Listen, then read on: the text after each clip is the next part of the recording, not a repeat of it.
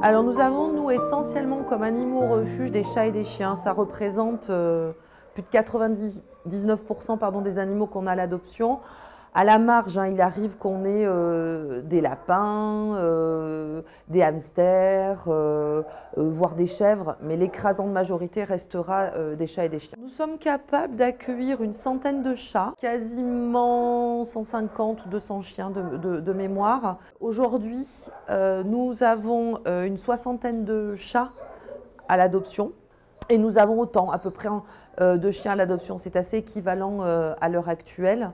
Notre rôle, c'est vraiment de trouver la bonne famille, la bonne personne pour l'animal. Quand on décide d'adopter, il faut déjà savoir ce que ça implique aussi financièrement.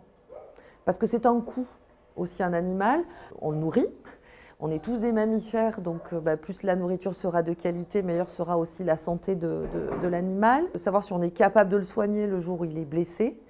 Et puis, c'est aussi se demander si on peut lui proposer le bon environnement. C'est un geste important, c'est un geste qui doit être réfléchi pour éviter justement que nous, derrière, on trouve des animaux errants dans la nature. L'acquisition d'un animal en période de Noël nous fait toujours poser beaucoup de questions.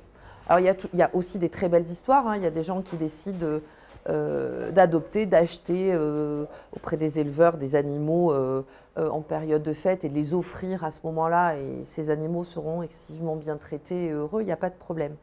Mais il ne faut surtout pas le faire sur un coup de tête.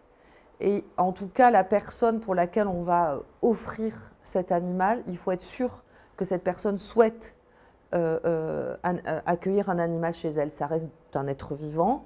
Ce n'est pas un objet qu'on pose dans un coin ou qu'on revend le lendemain matin sur Vinted ou Le Bon Coin. Quitte à ce que ça ne soit pas une surprise, il faut en parler avec la personne pour laquelle est destiné en fait ce cadeau-là, si cadeau il existe.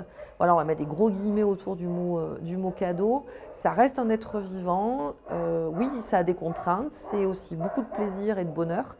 Mais il faut être sûr de soi en tout cas. Tous les refuges ont plusieurs sources de financement. Une des sources de financement, c'est très simple en fait, c'est les conventions fourrières que nous avons avec les communes avec lesquelles nous travaillons. Chaque commune a l'obligation d'avoir une fourrière et pour éviter effectivement d'avoir des locaux du personnel dédiés à cela, nous délègue effectivement cette activité. Une autre entrée d'argent sont effectivement les dons.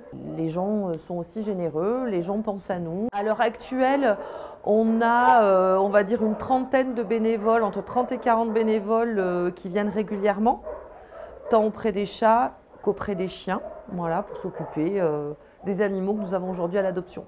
Donc j'ai choisi d'être bénévole parce qu'il y a une grande passion pour les animaux, pour leur bien-être et une envie qu'ils trouvent aussi une vie meilleure quand ils ont eu des problèmes. Nos missions sur la structure côté chat, nous, c'est s'occuper déjà des animaux au niveau des soins, la sociabilisation, parce que voilà, tous les chats qui arrivent ici ne sont pas souvent les plus confiants ou les plus agréables. Donc il faut les aider pour faciliter leur adoption. Nous avons 7 salariés qui s'occupent des animaux à l'adoption, mais aussi qui rentrent en fourrière et qui vont aussi récupérer sur le territoire les animaux qui sont errants. Alors pour devenir bénévole chez nous, c'est très simple. Il vous suffit soit de nous appeler, soit de nous envoyer un mail. L'idéal, c'est déjà d'échanger un petit peu avec vous pour savoir ce que vous avez envie de faire, plutôt côté chat, plutôt côté chien. On vous explique effectivement à quoi consiste le rôle du bénévole. Dans les premiers temps, vous êtes mis entre les mains de bénévoles référents qui vont vous montrer un petit peu le quotidien du bénévole chez nous. Et ensuite, il faut être adhérent au refuge. Voilà, mais c'est une belle aventure d'être bénévole au refuge. Et si vous voulez nous soutenir, n'hésitez pas. Déjà, vous pouvez venir au refuge, voir un petit peu ce que nous faisons. Et puis, vous pouvez envoyer vos dons directement au refuge 935 rue des Mouliniers à Lavilledieu, mais aussi participer de quelque manière que ce soit avec un paquet de croquettes ou de la pâtée. On sera heureux de vous accueillir et de recevoir vos dons. Merci beaucoup.